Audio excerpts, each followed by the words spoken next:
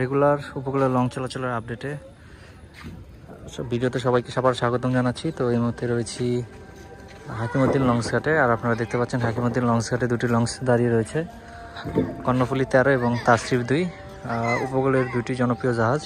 এবং আপনারা জানেন যে কর্ণফুলী 13 বেশ গতির জন্য বেশ জনপ্রিয়, এবং ভিআইপি যে বেফটা সেটা হচ্ছে একমাত্র কর্ণফুলী লঞ্চেই রয়েছে। উপকূল হোক বা ভোলার যে কোনো রুট, কর্ণফুলী লঞ্চ সর্বদা হচ্ছে ভিআইপি দিকটা দেখে। আর এদিকে রয়েছে সার্ভিস মাস্টার খ্যাত তাসরিফ 2 লঞ্চ, যেটি হচ্ছে উপকূলের অন্যতম সার্ভিস মাস্টার খ্যাত, কিন্তু বর্তমানে কিছুটা সার্ভিসে পিছিয়ে রয়েছে তাসরিফ সিরিজের সবগুলো নৌযান। এখন যাচ্ছি হচ্ছে হাকিমউদ্দিন লঞ্চ টার্মিনালে। তো এখান থেকে হচ্ছে ক্লোজলি দেখাবো যে কী কী লঞ্চ আসলে এখানে আছে এবং কোনটা কয়টায় ছাড়বে।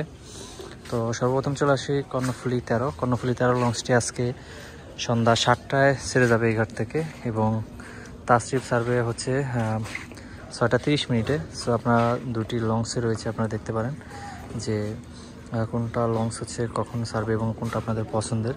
সো আপনারা সেই জাহাজে করে ভ্রমণ করতে পারবেন। আর এদিকে ট্রলারগুলো রয়েছে, যেটা হচ্ছে আপনার বিভিন্ন চরে যায়। সকালে একবার যায় 9টা 10টা নাগাদ, এবং আরেকবার যায় হচ্ছে এই দুপুর 1টায়।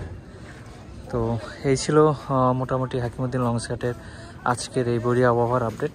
সো সবাইকে আবারও ধন্যবাদ জানাচ্ছি ভিডিও দেখার জন্য। Thank you.